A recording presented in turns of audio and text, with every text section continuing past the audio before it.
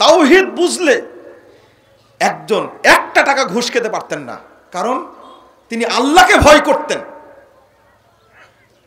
হ্যাঁ, কথা এখানে একটু লম্বা হয়ে গেল, কিন্তু আসল কথা এটাই, এই জন্য একটু লম্বা করেই বললাম। রাসূল মুহাম্মদ সাল্লাল্লাহু আলাইহি ওয়াসাল্লাম মসজিদে নববীতে বসে আছেন, 1397 নম্বর হাদিস। এক ব্যক্তি, বিদুইন গ্রাম্য মানুষ এসে বলছেন যে দুল্লানি আলা আমালিন ইযা আমিলতুহু দাখালতুল জান্নাহ। আল্লাহ রাসূল, এমন আমলের কথা বলুন যে আমল করে আমি জান্নাতে যাব, জান্নাত চাই।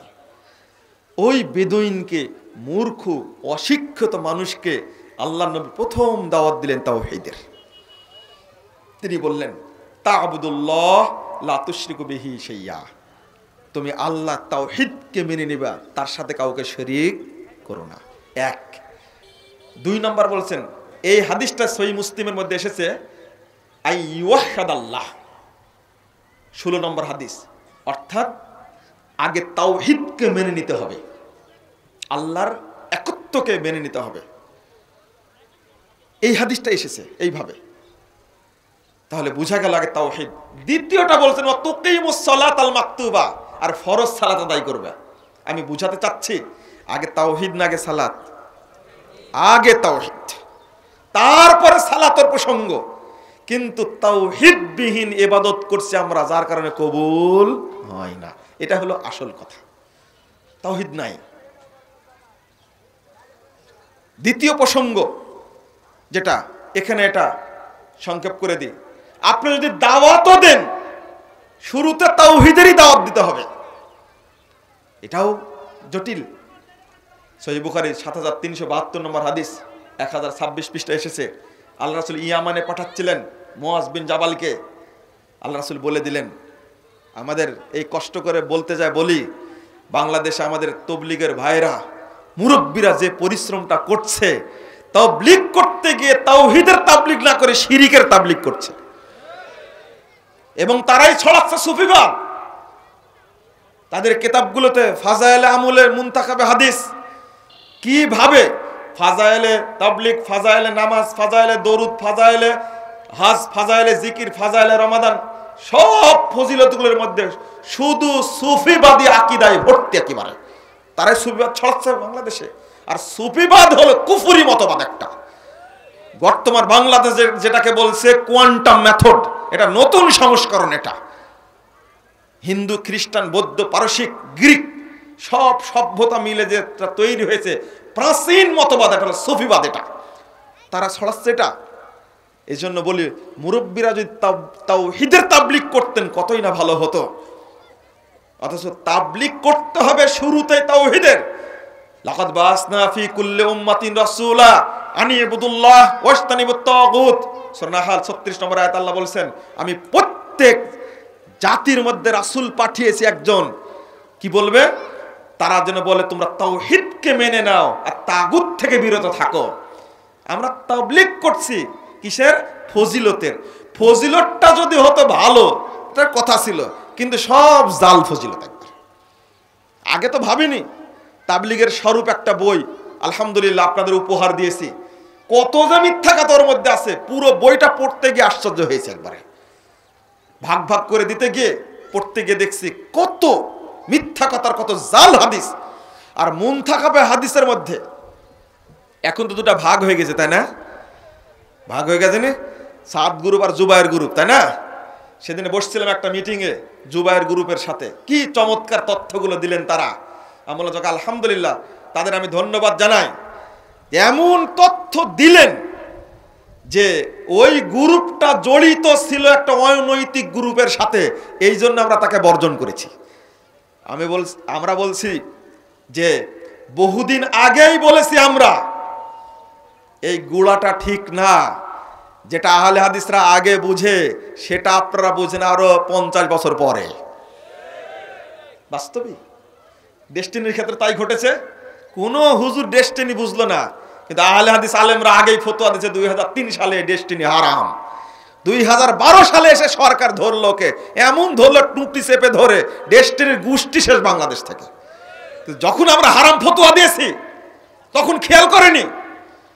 আহলে হাদিসরা কুরআন হাদিস বিশ্লেষণ করে ফতোয়া দেয়। বাস্তবতা বুঝে না, এখন দোষগুলো বের করছে। এমন কি বলতে বলতে বলে দিল যে তাবলীগের পরিচালনা হয় সরাসরি ইসরায়েল থেকে। আশ্চর্য হয়েছে, একবারে সরাসরি বলে দিল আমার সামনে, জুবায়ের গ্রুপ। আমরা যে এতদিন বুঝলেন, আমরা বুঝছি বহু আগে। এই উপমহাদেশে আহলে হাদিসদের ব্রিটিশ বিরোধী আন্দোলনকে দমানোর জন্যই এই তথাকথিত টঙ্গীর দলকে তৈরি করা হয়েছিল। সোজা কথা একটা, সেটা আমরা বহু আগেই বুঝেছি। আমাদের বাপদাদার আগে বুঝেছে, উলামা একরাম আগেই বুঝেছেন। আজকে আপনারা বুঝতেন কেন? অথবা এখনই আপনাদের সাবধান হতে হবে, আর ওই গর্তের মধ্যে থাকা যাবে না। দুঃখজনক, মুহাম্মদুর রাসূলুল্লাহ সাল্লাল্লাহু আলাইহি ওয়াসাল্লাম পাঠাচ্ছেন ইয়ামানে মুআজকে, বলছেন ইন্নাকা তাকদামু আলা কওমিন মিন আহলিল কিতাব ফালইয়াকুন আউওয়ালা মা তাদউহুম আন ইউহিদুল্লাহ তাআলা। তুমি যাচ্ছ ইহুদি খ্রিস্টানদের দেশে ইয়ামানে, তোমার প্রথম দায়িত্ব হলো তাদেরকে আল্লাহর তাওহীদের দিকে ডাকবে। ফাইদা আরাফু যালিক ফাইদা আজাফু যালিফ অফিরায়াতিন ফাইদা তাউ যালিক।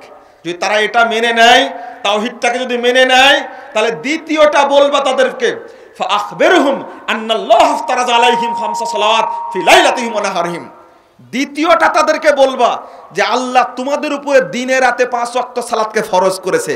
তাওহীদ যদি না মেনে নেয়, তাহলে দ্বিতীয়টা বলার দরকার নাই। তাওহীদ মেনে নিলে তারপরে বলবে সালাতের কথা। অথচ আজকে আমরা তাওহীদ নাই, খামাখা ওযু নাই, দিব্যি নামাজ পড়তেছি। এক বৌমা আমাকে বলছে যে আমার শাশুড়ি নামাজ পড়ে, দীর্ঘদিন যাবার তাহাজ্জুদ পড়ে, তা আমি ওযু করতে দেখিনি। আমি বললাম যে মা আপনি তাহাজ্জুদ পড়েন, তো ওযু তো কোনোদিন করতে দেখিনি। তো শাশুড়ি বলছে যে বৌমা বলো কি, তাহাজ্জুদ পড়লে তো ওযু লাগে না। কি ওযু ছাড়া তাহাজ্জুদ হবে? হাসছেন কেন আপনারা? আপনার ভিতরে তাওহীদ নাই, শুধু নামাজ নিয়ে ব্যস্ত। আগে তাওহীদের শিক্ষা অর্জন করেন। অনেক মানুষ এখানে আছেন জানাজা পড়ে কিন্তু ওযু করেনি একদিনও, যেখানে আসের মধ্যে আছে। ও মনে করে জানাজাতে রুকু নাই, সেজদা নাই, কেন ওযু লাগবে? অনেকেই আছে জানাজা শুরু হয়ে গেছে, শামিল হয়ে গেল, কিন্তু ওযু নাই। অবস্থা এরকম। আগে তাওহীদটা গ্রহণ করতে হবে। আমি এখানে সংক্ষেপ করে দিলাম। দ্বিতীয় প্রসঙ্গ যেটা, সেটা হলো অনেকটা বলেই ফেলেছি, সেটা হলো সালাত পড়ি বটে, কিন্তু নবী মুহাম্মদ সাল্লাল্লাহু আলাইহি ওয়াসাল্লামের তরিকায় পড়ি না। এটাই বর্তমানে চলছে কঠিন আলোচনা। বেদাতি সালাতে ভর্তি, কোন সালাত পড়ছি তা বুঝে আসে না। মুহাম্মদুর রাসূলুল্লাহ সাল্লাল্লাহু আলাইহি ওয়াসাল্লাম রাসূলের পদ্ধতিতে সালাতের ব্যাপারে এত কঠোর ছিলেন। আল্লাহর নবী সাল্লাল্লাহু আলাইহি ওয়াসাল্লাম বলেছেন সল্লু কামা রাআইতুমুনি উসাল্লি, তোমরা ওইভাবে সালাত আদায় করে যেভাবে আমাকে সালাত আদায় করতে দেখছো। সহিহ বুখারী 631 নম্বর হাদিস। আপনাকে কি মনে হয় যে আমি রাসূলের তরিকায় সালাত পড়ি না? আপনার আকীদা ঠিক আছে, কিন্তু রাসূলের তরিকা ঠিক নাই। রাসূল সাল্লাল্লাহু আলাইহি ওয়াসাল্লাম যেভাবে সালাত আদায় করেছেন ওইভাবেই করতে হবে। ওই হাদিসটাকে আমাদের হিসাবে আছে, আমাদের মাথায় আছে। রাসূল সাল্লাল্লাহু আলাইহি ওয়াসাল্লামের যুগে ডাকলেন, ওই যে একজন ব্যক্তি আবু হুরায়রা রাদিয়াল্লাহু আনহু বলছেন, সহিহ বুখারী 104 পৃষ্ঠার হাদিস, বললেন মসজিদে ঢুকেই সালাত আদায় করে রাসূলকে সালাম দিলেন। আল্লাহ রাসূল বলেন ওয়া আলাইকাস সালাম ইরজি ফাসাল্লি ফাইন্নাকা লাম তুসাল্লি, ফিরে যাও, সালাত পড়ো, তুমি সালাত পড়োনি। একবারে ডাইরেক্ট বলছেন সালাত পড়োনি। কয়বার বলেছিলেন? 3 বার। শেষে বলছেন আল্লাহ রাসূল আমি এর চেয়ে সুন্দর করে আর সালাত পড়তে পারবো না, ফাআল্লিমনি ইয়া রাসূলুল্লাহ, আল্লাহ রাসূল আমাকে সালাত শিক্ষা দিন। আপনি একটু ভাবেন, রাসূল সাল্লাল্লাহু আলাইহি ওয়াসাল্লামের যুগে মসজিদে নববীতে একজন সাহাবী আল্লাহর নবীর সামনে সালাত আদায় করছেন 3 বার। বললেন ফাইন্নাকা লাম তুসাল্লি, তুমি সালাত পড়োইনি। একটা ছোট্ট পার্থক্য, লাম আর মায়ের মাঝে পার্থক্য আছে। এই শব্দটা যদি বলতেন মা সাল্লাইতা, তুমি সালাত পড়োনি, তাও হতো, কিন্তু লাম তুসাল্লি বললেন কেন? মাটা আসে সাময়িক নায়ের জন্য, কিন্তু লাম শব্দটা যখন আসে তখন একবারে স্থায়ী, ওকে এই নাম, এর নামই হলো নাফি জাহাদ, একবারে সরাসরি অস্বীকার। সাময়িক ন্যায়ের জন্য মা আসে, কিন্তু শব্দ দুইটাই, মানে গ্রামারের আলোচনা যেটা, নাফি জাহাদের অর্থ আর নাফিফেল মাজির অর্থ একই, কিন্তু লাম শব্দ বললেন কেন? মানে তুমি জীবনে যত সালাত পড়েছো কোনোদিন সালাত পড়োনি, এটা হলো অর্থ, সুজা কথা যেটা আল্লাহ সরাসরি বলে দিলেন। আর দলিল, এটা তো ব্যাখ্যা বললাম, বিশ্লেষণ। হুযায়ফা রাদিয়াল্লাহু আনহু 1312 নম্বর হাদিস নাসাইর মধ্যে এসেছে। হুযায়ফা রাদিয়াল্লাহু আনহু বলছেন, এক মুসল্লিকে বলছেন, তুমি কতদিন থেকে কাম তুসাল্লি, তুমি কতদিন থেকে সালাত পড়ছো? তখন বলছে মুনজু আরবাইনা সানা, প্রায় 40 বছর যাবত। নামাজ পড়েও বেদিন হয় কেন? রাসূলের তরিকায় পড়েনি। এত জটিল হাদিস। হুযায়ফা রাদিয়াল্লাহু আনহু বলছেন, তুমি 40 বছর কেন, সারা জীবন যদি মৃত্যু পর্যন্ত এভাবে সালাত পড়ো, তাহলে মুহাম্মদ সাল্লাল্লাহু আলাইহি ওয়াসাল্লাম যে তরিকায় মারা গেছেন ওই তরিকায় তুমি মরতে পারবা না। সোজা সুজি কথা। তাহলে রাসূলের তরিকা না হলে কোনো লাভ নাই। ইমাম আহমদ বিন হাম্বল রাহিমাহুল্লাহ তিনি বলছেন, মারা গেছেন 241 হিজরিতে। তিনি আক্ষেপ করে বলছেন, তুই বাগদাদের 100টি মসজিদে ঘুরে বেড়াও, কোন মসজিদে রাসূলের সালাত পাবে না। ফাত্তাকুল্লাহ ফি সালাতিকুম ওয়া সালাতি সাহিবিকুম, তোমাদের সালাতের ব্যাপারে, তোমাদের বন্ধুদের সাথীদের সালাতের ব্যাপারে আল্লাহকে ভয় করো। অর্থাৎ বাগদাদে যে সালাত চলছে 241 হিজরির পূর্বে, 241 হিজরি, তখনকার কথা বলছেন, বাগদাদে রাসূলের সালাত পাবা না তোমরা। যাও খুঁজে দেখো। কেন বললেন? ইমাম আহমদ বিন হাম্বলের রেফারেন্স দেব না, আপনার রেফারেন্স দেব? ইমাম আহমদ বিন হাম্বলি চিনতেন রাসূলের সালাত কাকে বলে। 10 লক্ষ হাদিসের হাফেজ তিনি ভালো জানতেন রাসূলের সালাত কোনটা। আর আল্লাহর নবী বলেছেন, সল্লু কামা রাআইতুমুনি উসাল্লি, আমি যেভাবে সালাত পড়ি ওইভাবে পড়ো। হাদিস থেকে ছাড়া রাসূলের সালাত সাব্যস্ত করা যাবে না। বেদাতি সালাতের সংখ্যা কেন বেশি? বাংলাদেশে বেদাতি মাদ্রাসার সংখ্যা বেশি তাই, বেদাতি মসজিদের সংখ্যা বেশি তাই। বেদাতি মাদ্রাসাগুলিতে পড়ানো হয় ফিকহের কিতাব, আর 1 বছরে হাদিসের কিতাব পড়ানো হয়। হাদিসের মধ্যে ঢুকতেও পারে না, শুধু বোতলের উপরে চাটে। বোতলের মধুর বোতল দেওয়া হয়েছে, আপনি উপরে চাটলে স্বাদ পাবেন? কোনোদিন পাবেন না। বোতলের মুখটা খুলতে হবে, তারপরে খেলে স্বাদটা পাবেন। বেদাতি মাদ্রাসাগুলোকে হাদিস পড়ানো হয়, কিন্তু শুধু হাদ্দাসানা হাদ্দাসানা হাদ্দাসানা পড়ে পড়ে একবার শেষ করে দেয়, কিন্তু হাদিসের মধ্যে ঢোকে না। কোনো ছাত্র প্রশ্ন করলে 2টা উত্তর। আমাদের উস্তাদরা বলেন যে হাদিসের গ্রন্থ পড়ানো খুব সহজ, যদি 2টা উত্তর জানা যায়।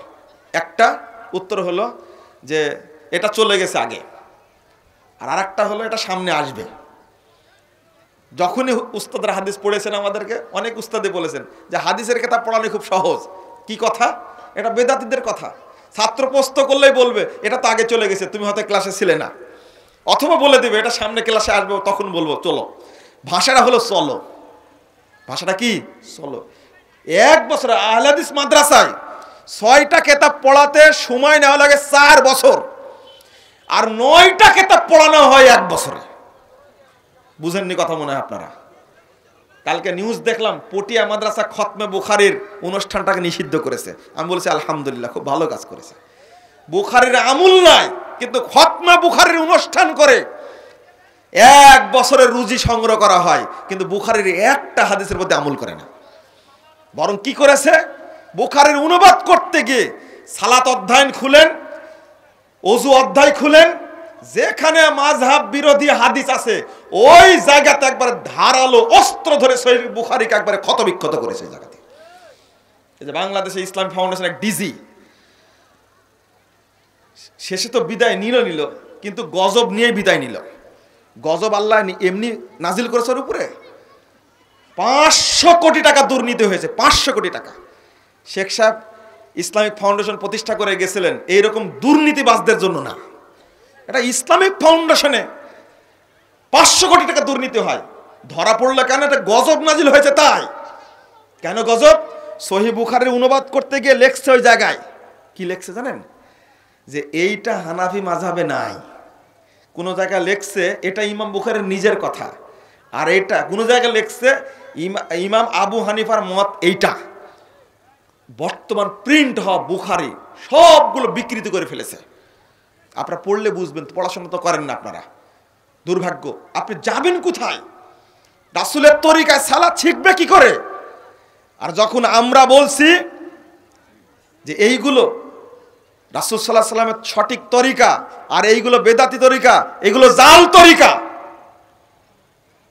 দুর্ভাগ্য, তখনই আমাদের উপরে গালিগালাজ করা হচ্ছে। গালিগালাজ মানে কি? ওই যে বইটা জাল হাদিসের কবরে রাসূল সাল্লাল্লাহু আলাইহি ওয়াসাল্লাম সালাত, এই বইটা প্রত্যেক হুজুরের বগলে থাকে, মঞ্চে নিয়ে গিয়ে মিথ্যাচার করে, এত মিথ্যাচার করে আর এত মিথ্যা কথা বলে আর এত গালিগালাজ করে। তবে আমি বলি আল্লাহ তাদেরকে হেদায়েত দান করুক। হেদায়েত দিলে কোনো সমস্যা না, আল্লাহ হেদায়েত দান করলে ঠিক আছে। সঠিক সালাতের রূপটা স্বরূপটা মানুষের সামনে উন্মোচন করতে গিয়ে গালিগালাজের শিকার হয়, তাতে আপত্তি নাই। তবে আলেমরা সাধারণ মানুষকে যেন আল্লাহ সংশোধন করে দেয়, এটা আমাদের চাওয়া। আর মনে করি যদি তোমরা নাসিরউদ্দিন আলবানির মতো ব্যক্তিকে বলতে পারো খ্রিস্টানদের এজেন্ট, খ্রিস্টানদের দালাল, জাকির নায়কের মতো মানুষকে যদি বলতে পারো ইহুদি খ্রিস্টানদের দালাল, তা আমি মুজাফফরকে তোমরা মিথ্যুক বলবে, এটাই স্বাভাবিক। আলবানিকে বলছে এত বড় মুহাদ্দিস, আল্লাহু আকবার, চিন্তাও করা যায় না। 800 বছর পরে মদিনা ইউনিভার্সিটির টিচাররা বলছেন, মুহাদ্দিসগণ বলছেন 800 বছরের মধ্যে এত বড় মুহাদ্দিসের আগমন ঘটেনি। সেই ইবনে হাজার আসকালানির পরে আলবানির আগমন। এত বড় মানুষকে বলছে ইহুদি খ্রিস্টানদের, ইহুদিদের এজেন্ট, খ্রিস্টানদের এজেন্ট। আর জাকির নায়ক তো এখন বলছে দিব্যি, জাকির নায়ককে গালি দিচ্ছে আর বলছে ইহুদি খ্রিস্টানদের দালাল। নাউজুবিল্লাহ, নাউজুবিল্লাহ। জাকির নায়কের বক্তব্য শুনে একজন লোকও কি খ্রিস্টান হয়েছে, ইহুদি হয়েছে, হিন্দু হয়েছে? অথচ জাকির নায়কের বক্তব্য শুনে সারা পৃথিবীতে লক্ষ লক্ষ ইহুদি, খ্রিস্টান, হিন্দু ইসলাম গ্রহণ করেছে। তুমি পাতি হুজুর বসে থেকে 50 বছর বক্তব্য দিচ্ছ, 50 জন বেনামাজি নামাজ শিখে কিছু সন্দেহ আছে, কিন্তু জাকির নায়কের 3 মিনিটের বক্তব্যে এদেশে সারা পৃথিবীতে লক্ষ লক্ষ মানুষ ইসলাম গ্রহণ করেছে। তোমার তো লজ্জা করা উচিত, ভাবা উচিত তোমার। তুমি জাকির নায়ককে গালি দাও কি করে? আলবানিকে গালি দাও কি করে? যারা মুহাম্মদ সাল্লাল্লাহু আলাইহি ওয়াসাল্লামের হাদিস কেটে সেটে নষ্ট করতে পারে, তাদেরকে কখনো বিশ্বাস করা যাবে? তারা হলো বিশ্ব প্রতারক। তারা আবু দাউদের হাদিস কেটে জাল করেছে, বুখারী থেকে অধ্যায় তুলে দিয়েছে, আবু দাউদ থেকে হাদিস তুলে দিয়েছে। হাত বাবার 4টা হাদিস উল্লেখ করেছেন ইমাম আবু দাউদ রাহিমাহুল্লাহ, মারা গেছেন 275 হিজরিতে। কৌশলে করেছে কি, 4টা হাদিসের 4টাই আবু দাউদ থেকে তুলে দিয়েছে, খতম করে দিয়েছে একেবারে। যারা হাদিসের উপরে কাঁচি চালাতে পারে তাদেরকে বিশ্বাস করা যায়? আপনারা তাদেরকে এখনো চিনলেন না, শুধু তারা প্রোগ্রাম বন্ধ করে। হেদায়েত চাই আগে। পিস টিভির মতো একটা চ্যানেল বন্ধ করে দিল বাংলাদেশ থেকে, দেয়নি? কি চমৎকার বন্ধ করেছে, টুপি আলারা না, দাড়ি আলারা না। তাদেরকে বিশ্বাস করেন কি করে? যে টিভি চ্যানেলের মাধ্যমে সারা পৃথিবীতে মানুষ ইসলামের সঠিক স্বচ্ছ রূপটা জানতে পারছিল, ষড়যন্ত্র করে সেই চ্যানেলটা বন্ধ করে দিল। এই টুপিওয়ালারা, দাড়িওয়ালারা, আলখেল্লাওয়ালারা, তারা, আপনারা তাদেরকে কেমনে বিশ্বাস করবেন? কিন্তু আমার আক্ষেপ অন্য জায়গায়। তো পিএস টিভি বন্ধ করলে স্টার জলসা খোলা থাকলো কি করে? জি টিভি, বিজি বাংলা, এই সমস্ত টিভি চ্যানেলের কারণে বাংলাদেশের তরুণ তরুণীর কপতি, ছাত্র ছাত্রী মিলে গোটা দেশটাকে কোন ধর্ষণের নিরাপদ রাজ্য বানিয়েছে। তাহলে তোমাকে স্টার জলসার এজেন্ট তোমরা? এত নোংরা চ্যানেলগুলো বন্ধের আবেদন করলে না, আবেদন করলো পিস টিভি বন্ধের। কি কিসের আলেম, কিসের টুপিওয়ালা, কিসের আলখেলাওয়ালা, এলো ধান্দাবাজির একটা সীমা আছে, সীমা ছাড়িয়ে ধান্দাবাজি চলছে। গোটা দেশটা আজকে যে অবস্থার মধ্যে চলে গেছে। আমার একটা স্মৃতি মনে পড়ে বলতে কি, একদিন ছেলেরা বলছে আজকে একটা অনুষ্ঠান দেখাবো, দেখেন অবস্থাটা কি। কি অনুষ্ঠান? ওই যে ইত্যাদি। আমি বললাম তো ইত্যাদি দেখাবে, ইত্যাদি আবার কি? এটা আমি জানি না, একটা অনুষ্ঠান। ওই যে এটা জেলখানার ভিতরের কথা বলতেছে আপনাদেরকে। তো বলছে আচ্ছা ঠিক আছে, কিন্তু বেহায়াপনা থাকলে কিন্তু তোমাদের শাস্তি হবে। বলছে না, বেহায়াপনা নাই। ইত্যাদি অনুষ্ঠানে পরিচালনা করে সংকেত, হানিফ সংকেত। তো ওই অনুষ্ঠানটাতে সংকেত বলছে এইভাবে যে এই যে বাহিরের চ্যানেলগুলোকে আপনাদের সাক্ষাৎকার নিচ্ছে, তখন বলছে যে না, বাহিরের চ্যানেলগুলো স্টার জালসা এগুলো দেখলে পরিবারের মধ্যে বিচ্ছেদ ঘটে, এই জন্য আমরা দেখিনি। এবার সংকেত নিজে তার অভিব্যক্তি ব্যক্ত করছে যে দেখেন, বাহিরের চ্যানেলগুলির কারণেই বাংলাদেশে মানে এই বাংলাদেশ সমাজে পারিবারিক বিচ্ছেদটা ঘটছে এবং অনৈতিকতা বৃদ্ধি পাচ্ছে, এটা বোঝা যাচ্ছে। হানিফ সংকেতের মতো একজন মানুষ বুঝেছে বাহিরের চ্যানেলের কি প্রভাব। তুমি আলেম হয়ে বুঝতে পারোনি এখন পর্যন্ত। আলেম হয়ে বুঝার দরকার ছিল। পিস টিভি চালু থাক। পিস টিভিতে আলোচনা করতো কারা? হিন্দুর আলোচনা করতো সেখানে। জঙ্গিবাদের অভিযোগ দিয়ে, ঠিক যেমন 2004 সালে, 5 সালের দিকে, 6 সালের দিকে জঙ্গিবাদের মিথ্যা অভিযোগ দিয়ে আহলে হাদিসদেরকে কুণ্ঠাসা করার চেষ্টা করেছে। যে টিভি চ্যানেলে আহলে হাদিস আলেমরা আলোচনা করত, এই টিভি চ্যানেলটা অভিযোগ দিয়ে বন্ধ করেছে, ওই চক্রটাই বন্ধ করেছে। এটা আপনাদের এই জন্য বলি সাবধান থাকবেন, কিন্তু সাবধানতা অবলম্বন তো করেন না আপনারা। আজকের প্রেক্ষাপটে আমরা বলবো, যদি মুহাম্মদ সাল্লাল্লাহু আলাইহি সাল্লামের তরিকায় সালাত পড়তে চান, হাদিসের দিকে ফিরে যেতে হবে। আর বেদাতি আলেমরা কখন রাসূলের সালাত শিক্ষা দিতে পারবে না। এখানে তৃতীয় যে পয়েন্টটা আমি বলবো, আপনার আকীদাও ঠিক আছে, রাসূলের পদ্ধতিও ঠিক আছে, কিন্তু আপনার পোশাকটা হলো হারাম, আপনার খাদ্যটা হারাম, আপনি যে টিউবওয়েলের পানি খান টিউবওয়েলটাও হারাম। বাংলাদেশে অধিকাংশ মানুষই এখন সুদ, ঘুষ আর হারামের সাথে জড়িয়ে পড়েছে, যেটা কিছুটা আগে বলেছি। আপনার ইবাদত যে কবুল হবে না, এটা তার একটা কারণ। মুহাম্মদুর রাসূলুল্লাহ সাল্লাল্লাহু আলাইহি ওয়াসাল্লাম বলছেন, তিরমিজি 2863 নম্বর হাদিস, মান দা বিদাওয়াল জাহিলিয়া ফাহুয়া মিন জুসা জাহান্নাম ওয়া ইন সামা ওয়া সাল্লা ওয়া জামা আন্নাহু মুসলিম। যে ব্যক্তি জাহিলিয়াতের সাথে জড়িয়ে পড়বে, জাহিলিয়াতের দিকে আহ্বান জানাবে, জাহিলিয়াতের মধ্যে নিমজ্জিত হবে, ওই ব্যক্তি জাহান্নামের দলভুক্ত হবে, জাহান্নামের খড়ি হবে। ওয়াইন সামা, যদিও লোকটি সিয়াম পালন করে, ওয়াসাল্লা, যদিও ব্যক্তি সালাত আদায় করে, ওয়াজামা আন্নাহু মুসলিম, যদিও নিজেকে পাক্কা মুসলিম মনে করে, তবুও জাহান্নামে যাবে। আপনি যাবেন কোথায়? as-সালাতু মিফতাহুল জান্নাহ হাদিসটা জয়ীফ। এই হাদিসের সনদে দুইজন ত্রুটিপূর্ণ রাবী আছে, সুলাইমান ইবনে করম, আবু ইয়াহইয়া আল-কাত্তাত। এইজন্য হাদিসটা জয়ীফ। লা ইলাহা ইল্লাল্লাহ হলো জান্নাতের চাবি। আপনাকে যেটা বলতে চাচ্ছি সেটা হলো, সালাত পড়ে মানুষ জাহান্নামে যাবে, এই হাদিস দ্বারা প্রমাণিত। 806 নম্বর হাদিস সহিহ বুখারীর মধ্যে এসেছে, জাহান্নামে যাবে মুসল্লি, নিয়মিত মুসল্লি জাহান্নামে যাবে। তো জাহান্নাম সেজদার দাগটা পোড়াতে পারবে না, সব দেহ পুড়িয়ে দিবে, সেজদার দাগটা পোড়াতে পারবে না। আমার বলার উদ্দেশ্য হলো, মুসল্লি ব্যক্তি জাহান্নামে যাবে। কারণটা কি? সালাত পড়ার পরেও এই সমস্ত অনৈতিকতার সাথে জড়িত হতে পারে না। এই হারাম খাদ্য খাওয়ার কারণে আপনার ইবাদত কবুল হচ্ছে না। আল্লাহ বলছেন, কুল্লা ইয়াস্তাবিল খাবিস ওয়াত তাইয়্যিব ওয়ালাউ আ'জাবাকা কাসরাতুল খাবিস। অনেকের মধ্যে ধোঁকা তৈরি হয়েছে। আহা, অমুক ব্যক্তি পূর্বাচলে জমি কিনেছে, ওর 10 কাঠা জমি আছে, আমি একটু জমি কিনি, অতএব ব্যাংক থেকে লোন নিই একটু। অমুক বাড়ি করেছে, বিশাল বাড়ি, আমার বাড়ির পাশেই। স্ত্রী তাকে ঠোকাচ্ছে, ও বাড়ি করলো লোন নিয়ে, তুমি নিতে, সমস্যাটা কি? ও ব্যবসা করছে, এত টাকা তার, তুমি করো, কিন্তু আপনি পবিত্র থাকতে চাচ্ছেন। আল্লাহ বলে দিচ্ছেন, মনে রেখো, হালাল আর হারাম এক জিনিস নয়। পবিত্র আর অপবিত্র এক জিনিস নয়। ওয়ালাউ আজাবাকা কাসরাতুল খবিস, যদিও হারামের আধিক্য তোমাকে আকৃষ্ট করে, তবুও মনে করো না হালাল আর হারাম এক জিনিস। নাউজুবিল্লাহ, কখনোই না। আল্লাহ বলে দিচ্ছেন ওয়ালাউ আজাবাকা কাসরাতুল খবিস, সারা বাংলাদেশের 16 কোটি মানুষ যদি সুদ খায়, পূর্বাচলের একজন মুসল্লিকে বলি, ভাই আপনি ওই হারাম থেকে বিরত থাকেন, জান্নাত আপনার জন্যই। আপনার স্ত্রীর কথা শোনার দরকার নাই, আপনাকে আকৃষ্ট করছে, ধোঁকা দিচ্ছে। রাসূল সাল্লাল্লাহু আলাইহি ওয়াসাল্লামের কাছে গিয়ে বললেন, নুমান ইবনে কওকাল সাহাবী, 117 নম্বর হাদিস সহিহ মুসলিমের।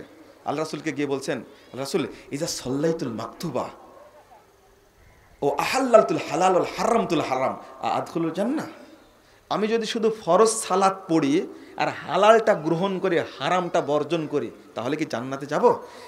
আল্লাহ রাসূল বললেন, হ্যাঁ, তোমার জন্য জান্নাতে রেডি। ফরজ সালাত পড়তে হবে, হালালটা গ্রহণ করতে, হারামটা বর্জন করতে হবে।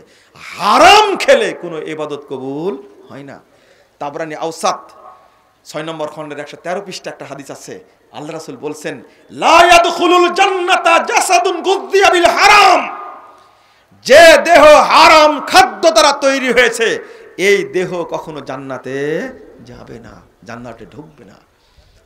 আজকে চিন্তা করে দেখেন, হারাম খোরের সংখ্যাই বেশি, তো ইবাদত কবুল হবে কি করে?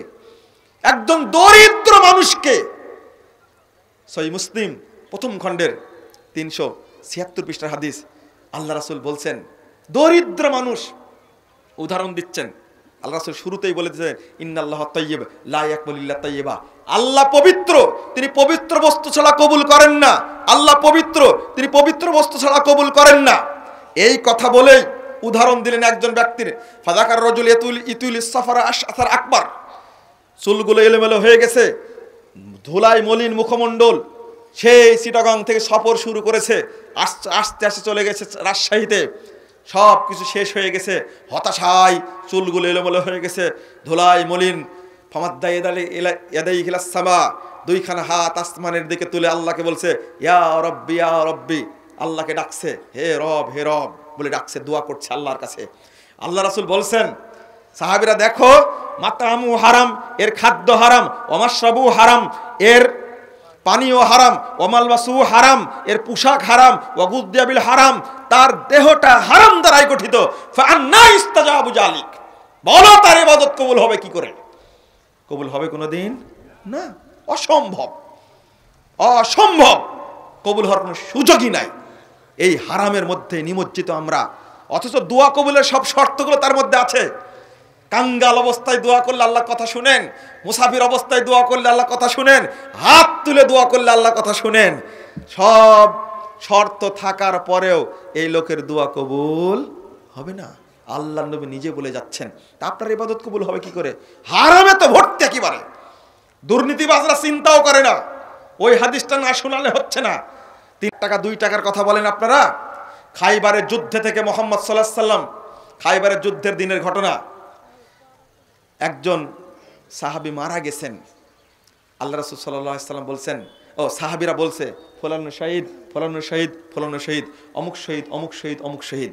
আর একজনকে যখন বলেছে এও শহীদ, আল্লাহ রাসূল বলছেন, কাল্লা, অসম্ভব, ইন্নী রাআইতুহু ফিন্নার, আমি তাকে জাহান্নামে জ্বলতে দেখছি, ফিবুরদাতিন গল্লাহা, ও একটা চাদর আত্মসাৎ করেছে গনিমতের মাল থেকে, চাদর আত্মসাৎ করেছে, গনিমতের মাল থেকে চাদর আত্মসাৎ করেছে।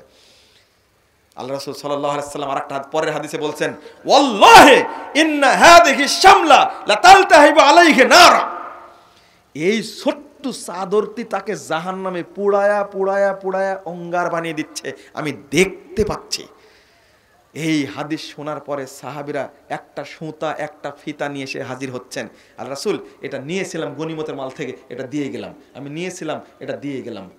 আল্লাহ রাসূল বলছেন, সাহাবীরা, শিরাকুম মিনান নার ওয়া শিরাকান মিনান নার, এই একটা ফিতা 2টা ফিতাও তোমাকে জাহান্নামে নিয়ে যাবে। একটা থাকলেও জাহান্নামে যেতে, 2টা থাকলেও কি জাহান্নামে যেতে। সুতা চুরি করে, ফিতা চুরি করে যদি জাহান্নামে যায়, একজন সাহাবী যুদ্ধে গেছেন, যুদ্ধে অংশগ্রহণ করছেন, যুদ্ধে মারা গেছেন, তাকে বলেছে সে জাহান্নামে, আমি দেখতে পাচ্ছি জাহান্নামে জ্বলছে। কিসের 1 টাকা 2 টাকা?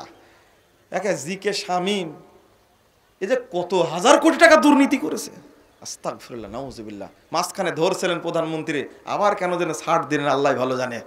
বাংলাদেশে এমন অভিযান চালানো উচিত যেন দুর্নীতির শিকড় যেন উপড়ে ফেলা যায়, কিন্তু কে করবে? খুব কঠিন। আমি শুধু হাদিসটা বলতে চাই, এই হাদিসটা যদি সরকারি আমলাদের খাওয়ানো যেত, ব্যবসায়ীদের খাওয়ানো যেত, যদি বোঝানো যেত যে দুর্নীতির হারাম অর্থের কি প্রভাব, তাহলে মানুষ কিছুটা বুঝার সুযোগ পেত। কিন্তু এই হাদিস জানেই না। 1 টাকা 2 টাকা যদি দুর্নীতি হয়, হজ করে কি লাভ হবে? আপনি উমরা করে কি লাভ হবে? সালাত পড়ে কি লাভ হবে? কোনো লাভ হবে না। আপনারাও ঠিক বলছেন, তাতে আমার আশ্চর্য লাগছে। শ্বশুরের কাছ থেকে কয় টাকা নিয়েছেন? গাড়ি নিয়েছেন না? পূর্বাচল পলেট নিয়েছেন না? বিয়ে করার সময় এখানেই বলে রাখি একটি কথা, এটাও একটা দুর্নীতি। কাল কিয়ামতের মাঠে এই দুর্নীতির সম্পদ নিয়ে হাজির হতেই হবে। এই পূর্বাচলের বসুন্ধরা জমি কিনছে, অনেক জমি আত্মসাৎ করে নিয়ে নিচ্ছে, নাউজুবিল্লাহ। ইবাদত কবুল হবে কি করে?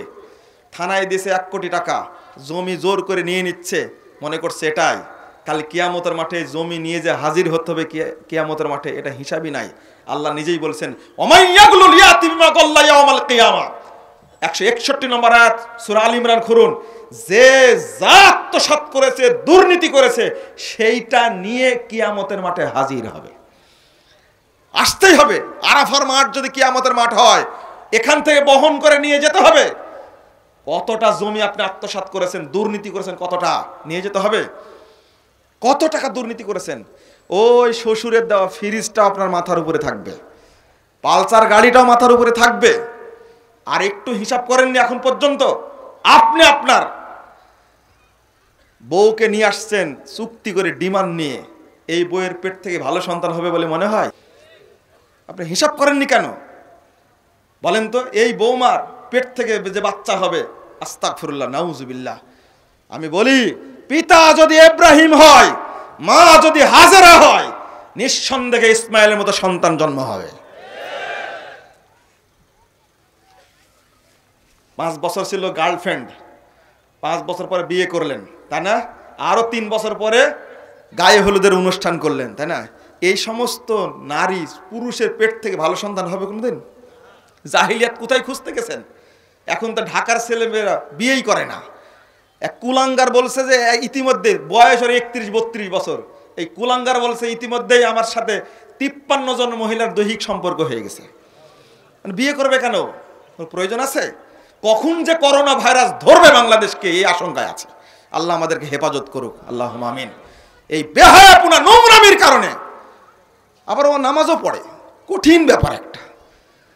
যতদিন পর্যন্ত তওবা না করবেন আপনি এই সমস্ত নোংরামির মধ্যে থেকে, গায়ে হলুদের অনুষ্ঠান করছেন, মেয়েটাকে বসায় রাখছেন হলুদের মঞ্চে, পাড়ার ছেলেগুলো এসে তার গালে ঠোঁটে মুখে হলুদ মাখাচ্ছে। হাজি সাহেব খুশিতে একবারে বাগবার, একবার এইদিকে বের হয়, এইদিকে বের হয়। গায়ে হলুদের অনুষ্ঠান হয় না আপনার বাড়িতে? এই তরুণ ছেলেরা, যুবক ভাইরা, তোমাদের নিয়ে আমি গর্ব করি, তোমাদের আগামী ভবিষ্যৎ দেখি। বলি, এই তরুণরাই বাংলাদেশ থেকে আগামী দিনে শিরিক বেদাতকে উৎখাত করবে ইনশাআল্লাহ। তোমাদের পেট থেকে যেন, তোমাদের ঔরস থেকে যেন ভালো সন্তানের জন্ম দেয় আল্লাহ রাব্বুল আলামিন, ভালো সন্তান যেন সৃষ্টি করেন আল্লাহ রাব্বুল আলামিন। দোয়া করি তোমাদের দ্বারাই এই দেশ থেকে অবশ্যই শিরিক বেদাতকে উৎখাত করা সম্ভব হবে ইনশাআল্লাহ, ইনশাআল্লাহ। তবে খবরদার, বিয়ে করতে যায় তোমার গালে যেন তোমার খালাতো বোন হাত না দেয় হলুদ মাখাতে গিয়ে, এটাই হলো বড় সমস্যা। তোমার বান্ধবী তোমার গায়ে হলুদ মাখায়, কত নোংরামি, কত চুট্টাপনা এটা হতে পারে। তুমিও অপবিত্র, তোমার খালাতো বোনও অপবিত্র, এই জন্যই ঘটনা ঘটে। এটা পবিত্র সন্তান হলে এমনটা হতো না। কিসের এগুলো চলছে সব, নাউজুবিল্লাহ, আস্তাগফিরুল্লাহ। আমি আর আপনাদের বিরক্ত করব না, আর আপনাদের কষ্ট দিব না, অনেক কথা বলে ফেলেছি। আমার দাবি করেছিল আরো বেশি, অত টাইম দিব না, ইনশাল্লাহ খুতবা শেষ করব। শেষে একটা আবেদন করে যাব আপনাদেরকে, আপনারা অবশ্যই ওয়াক্ত মোতাবেক সালাত আদায় করবেন। আর বেনামাজি যদি মারা যায়, বেনামাজি 2 শ্রেণীর 3 শ্রেণীর, ইচ্ছা অস্বীকার করে 1 শ্রেণীর, এ হলো কাফের। ইচ্ছা করে জেনে বুঝে সালাত পড়ে না, এও কাফের। কথা বোঝা গেছে? আর আরেকটা শ্রেণী, মানে বেহায়া শ্রেণী, ফাসেক আছে, ওই 2-4 দিন মা গালি টালি দিলে পড়ে আর পড়ে না, এরা কাফের না, তবে মারা গেলে ওরা জাহান্নামে যাবে তলদেশে একবারে। সূরা মারিয়াম 59 নম্বর আয়াত। আর এই 2 শ্রেণীর মানুষ কি? কাফের, একবারে খাঁটি কাফের, যারা সালাত অস্বীকার করে আর সালাত ইচ্ছা করে যে পড়ে না, কি এরা কাফের। এরা মারা গেলে ফতোয়া অনুযায়ী মুসলিমদের গোরস্থানে দাফন করা যাবে না, এর জন্য পানি গরম করে গোসল করার জন্য যাবে না, কাফন পরানো যাবে না, ওকে দূরে কোনো জঙ্গলে মাটি দিয়ে আসতে হবে, গরু পোঁতার মতো করে পুঁতে দিয়ে আসতে হবে। কথা বোঝা গেছে? এই বেনামাজি খাচ্চড়ে এত খারাপের খারাপ, আমি সহ্য করতে পারি না 3 শ্রেণীর মানুষকে। 1 শ্রেণীর মানুষ হলো এই বেনামাজি, 1 নম্বর। 2 নম্বর, যারা মদ গাঁজা সোয়ানি বিড়ি সিগারেট তামাক জর্দা খায়, এদেরকে আমি সহ্য করতে পারি না। আর 3 নম্বর, ন্যাংটা উলঙ্গ মহিলাদেরকে সহ্য করতে পারি না। এই 3 শ্রেণী এতই গজব বাংলাদেশের জন্য। এই 3 শ্রেণী, এই বেনামাজির মুখ এত খারাপ, ও বদ বলে যে নামাজ না পড়লেও ইমান ঠিক আছে, ওকে জুতা দিয়ে মারা উচিত হবে। তুমি নামাজ পড়ো, ইমান কি করে ঠিক থাকলো? তুমি নামাজিকে টিটকারি করে, নামাজ কি করো? অপমান করে টিটকারি করে, বলে যে আরে কত নামাজি দেখলাম নামাজ পড়ে শুধু খাই। আরে ভাই, তোমার খুঁচা মারার দরকার ছিল এটা? আমি বেনামাজিকে সহ্য করতে পারি, তবে হেদায়েতের দোয়া করি, আল্লাহ ওদেরকে হেদায়েত দান করুন। কথাটা কঠিন হয়ে গেল, কিন্তু ওর মুখের কারণে, ওর মুখটা ইবলিশ শয়তানের চেয়েও বেশি খারাপ, এত খারাপ। ও দাওয়াত দিলেই বলে, ছোট ভাই ডাকছে, ঘর খুলেই বলছে ডাকো কেন, ঘুমের ডিস্টার্ব করো কেন, আমার কবরে কি তুমি যাবা নাকি? দেখেন কত বুদ্ধি তার, ইবলিশ শয়তান উপদেষ্টাও। এগুলো বলবে কেন? তুমি বেনামাজি, তুমি নমনীয় থাকো, তুমি আল্লাহর আলো বাতাসে মানুষ হচ্ছ, আল্লাহর দেওয়া রিজিক খাচ্ছ, তোমার 2টা চোখ আল্লাহর দান, হাত 2টা আল্লাহর দান, পা 2টা আল্লাহর দান, আল্লাহর নিয়ামত খেয়ে আল্লাহর ইবাদত করো না। তোমার মতো বড়, মানে এত বড় অকৃতজ্ঞ আর এত বড় জানোয়ার আর কি হতে পারে? আল্লাহ বলছেন উলাইকা কাল আনাম বাল হুম আযাল, এরা হলো জেনে বুঝে সালাত পড়ে না, এরা হলো চতুষ্পদ জন্তু নয়, বরং তার চেয়েও খারাপ। আল্লাহ রাব্বুল আলামিন বলছেন এটা। আমি সেটা তো বলবোই, কুকুর বানর শুকুরের চেয়েও যদি যারা খারাপ, তাদেরকে আপনি কি ভাষায় বলবেন? আল্লাহ বলছেন এটা। অতএব আমি বলবো, ভাই আপনারা যারা সালাত পড়েন না, তারা তওবা করে সালাত পড়া শুরু করুন। আর আপনাদের অনুরোধ করব, ওয়াক্ত অনুযায়ী সালাত আদায় করুন, অনেক ফজিলত যা আজকে বলার সুযোগ হলো না। আমি আপনাদের উদ্দেশ্যে আর একটা কথা বলবো, সেটা হলো গোটা বাংলাদেশে দুর্দিন চলছে আহলে হাদিস ভাইদের, এই সময় দরকার খুব ঐক্য। কি দরকার? ঐক্য দরকার। আজকে যেমন সামিল হয়েছেন আলহামদুলিল্লাহ, আমি অনুরোধ করি আলেম উলামা, আহলে হাদিস ভাইয়েরা, আহলে হাদিস উলামায়ে কেরাম যে প্রচেষ্টা চালিয়ে যাচ্ছে শিরিক বিদাতের সংস্কারের, এই সংস্কারে আপনারা সবাই ঐক্যবদ্ধভাবে অংশগ্রহণ করবেন। বলুন কি ইনশাআল্লাহ? কোনো জনে কি প্রণতা থাকে। আর তরুণ ভাইদেরকে বলছি, জঙ্গিবাদী তৎপরতা আহলে হাদিসদেরকে একটা হিংস্র থাবা দিয়ে ধ্বংস করতে চেয়েছিল। তুমি যদি দাওয়াতি কাজ করতে, তাহলে জঙ্গিবাদী তৎপরতা বাংলাদেশে তৈরি হতে পারত না। তুমি দৃষ্টি রাখো আর সালাফি আকীদা, সালাফি মানহাজের উপরে টিকে থাকে সমাজকে বিনির্মাণ করার চেষ্টা করো। ইনশাআল্লাহ ফলাফল একদিন পাবো, ইনশাআল্লাহ আল্লাহ ফলাফল দিবেন ইনশাআল্লাহ। বাতানে শোয়াবো কাবাইল কো তুড়ো, রুসুমে খুনকে সালাসিল কো তুড়ো, এহি দিন মুহকামে হি ফাতেহ বাব, কে দুনিয়া মে তাওহীদ হবে হিজাব। কবি বলছেন, যত বিভক্তি আছে, যত দলীয় বিভক্তি আছে, ভেঙ্গে চুরমার করে দাও। যত রকমের রসম রেওয়াজ আছে, সামান্য মুনাজাত নিয়ে এখনো দ্বন্দ্ব করছি আমরা। গত 25শে জানুয়ারি আহমদুল্লাহ 30 আলীর সাথে যে আচরণ করা হয়েছে, এটা ক্ষোভের বহিঃপ্রকাশ ছাড়া আর কিছু নয়। আমি ক্ষোভ নিয়েই বলছি, আহলে হাদিস সমাজে এরকম একটা বেদাতির বিষয় নিয়ে একজন আলেমকে এইভাবে বিব্রতকর অবস্থায় ফেলবে, এটা কখনো কল্পনা করতে পারিনি। কোনো বেদাতের সাথে আপোষ আমাদের নেই, এই ব্যাপারে সচেতন থাকবেন। রসুমে খুনকে সালাসিল কো তুড়ো, কিসের রসম রেওয়াজ, কিসের? কবি বলতে চেয়েছেন যে এই সমস্ত মিলাদ, কিয়াম, শবে বরাত ইত্যাদি রসম নেওয়াজ বিভক্ত সমাজ, সবগুলো সমাজ থেকে পিটায় খেতে দাও। এই দিনে মুহকামে হি ফাতেহ বাব, এটাই হলো দিনের নির্দেশ। এখানে রয়েছে বিজয়ের দরজা, কে দুনিয়া মে তাওহীদ হবে হিজাব। তখনই দেখবে পৃথিবীতে তাওহীদের পতাকা পথ করে উঠতে শুরু করেছে। যদি ঐক্যবদ্ধ থাকি আমরা ইনশাআল্লাহ বিজয় আসবেই। দুর্গম গিরি কান্তার মরু দোস্তর পারাপার, লঙ্ঘিতে হবে রাত্রির নিশে যাত্রীরা হুঁশিয়ার, দুলিতেছে তরি ফুলিতেছে জ্বর ভুলিতেছে মাঝি পথ, কে আসো জোয়ান হও আগোয়ান হাকিছে ভবিষ্যৎ, এ তুফান ভারী দিতে হবে পাড়ি দিতে হবে তরি পার। কাজী নজরুল বলে গেছিলেন তরুণদের, তাদের অবশ্যই বিশাল অবদান ছিল তরুণদের উদ্বুদ্ধ করার জন্য। আজকে আমি তরুণ ভাইদেরকে বলছি, তোমরা দাওয়াতি কাজে নেমে পড়ো, ইনশাআল্লাহ এই দেশ একদিন দুর্নীতি মুক্ত হবে, জঙ্গিবাদ মুক্ত হবে, সন্ত্রাস মুক্ত হবে, মাদক মুক্ত হবে ইনশাআল্লাহ। চাই তরুণদের আগমন, দাওয়াতি কাজ বেশি বেশি করে করতে হবে, ইনশাআল্লাহ ফলাফল আসবে। আর এই প্রোগ্রাম বাস্তবায়ন করতে গিয়ে অনেক অর্থ খরচ হয়েছে, দিনী ভাইয়েরা অনেক কাজ করেছেন, সবাইকে এক জায়গায় করতে পেরেছেন আলহামদুলিল্লাহ, অনেক আলেম ওলামা আসছে। আমি আপনাদের অনুরোধ করব, আপনারা কেউ মাহরুম হবেন না।